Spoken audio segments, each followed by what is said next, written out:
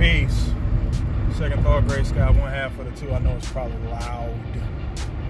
It's just loud in general on the highway. Just wanted to drop in, do something a little different, kind of a think piece. I was reading an article about the situation with Spike Lee and the Knicks. Did I just mention my name? No, I don't think I did. This is right here. I gotta get over this.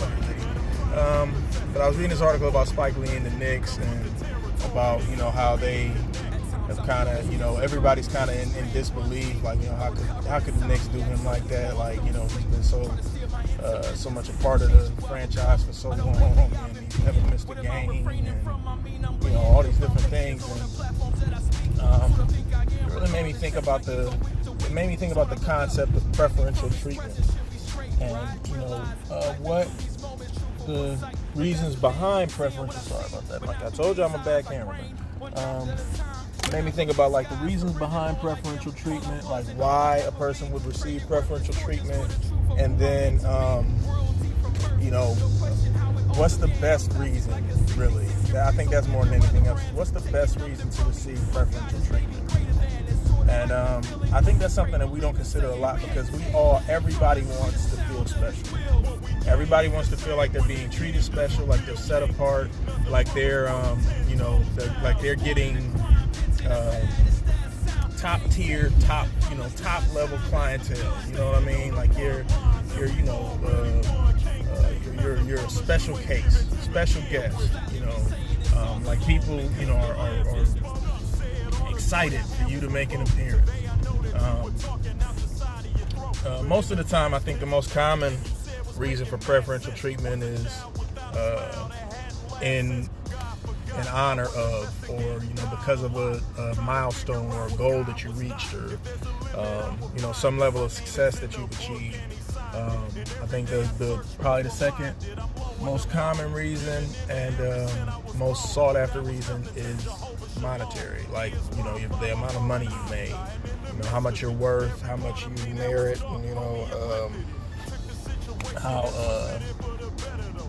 just how much you're worth, essentially. Third would probably be your profile, how famous you are, how recognizable you are, how much attention you garner, or whose attention you garner, because it matters who's, difference between being famous and being, I'm not going to say it, but y'all know what I mean.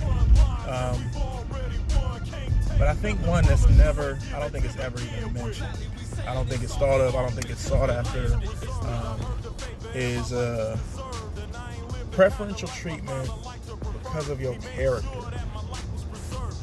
And I really, it sounds, whatever, it sounds dumb or corny or whatever, but I really think that's the best one to not only pursue, it's definitely the best one to achieve, man. Preferred treatment, preferred accommodations, preferred recognition, because of just your character, who you are, who you become, and who you have been. How you treat people, your character, your word, your what you promise, what your conviction, and how well you live up to that promise. How well practiced you are at being who you claim to be. I think that's the best reason to receive recognition or preferential treatment, because it never go away. You'll never lose it. The only way you'll lose it is stepping outside of, and if it's something that you're well practiced at being, like if you are well practiced at being an honest person, the only way you're gonna step out of being that person is if you step out of being who you already are. You're already an honest person. So the only way for you to lose that recognition and that, that preferential treatment from people because you're honest, the only way to lose that treatment is to stop being honest. And that's gonna be like stopping being who you are. If you've practiced it. If you practice being a person who honors their word, you don't make promises unless you can keep them. You You don't say you're going to do things unless you are fully intent on doing it. And if you don't do it, you explain yourself. You don't excuse, you explain. You tell why it happened, and you tell somebody. And before you do fail at meeting an obligation or meeting meeting something a goal that you set for yourself, or something that you promised to someone, you let them know. These different things, different aspects, of character. Once you establish them in your life, and you do them regularly enough to where people know them and they attribute them to you, like, yeah, man, that's Scott, man. He gonna be on time, which I'm not. That's Scott. He gonna, if he say he gonna do it, man, he got every intention of doing it. If he say he gonna help you, he gonna help. He gonna do everything in his power to help. Once you set the goal and you set a trend of doing that thing, people know you for that. And because they know you for it, you're going to be the first person that they call on for it. Now, that can be a gift and a curse, because when you're reliable, you get relied on. A lot more people will rely on you, and a lot of times you're in different situations where you got a lot more people that rely on you than you have people that you can rely on. And it starts to feel like it's something that's unfair. But again, if that becomes what you're known for, then that's your preferential treatment. Is that's who you are. That's a part of who you are till you die. People can't kill that out of you. People can't take that from you. People can't, until you stop being that. You can't ever be anything less than that. If you're honest, you can't ever be anything less than honest until you just start being dishonest.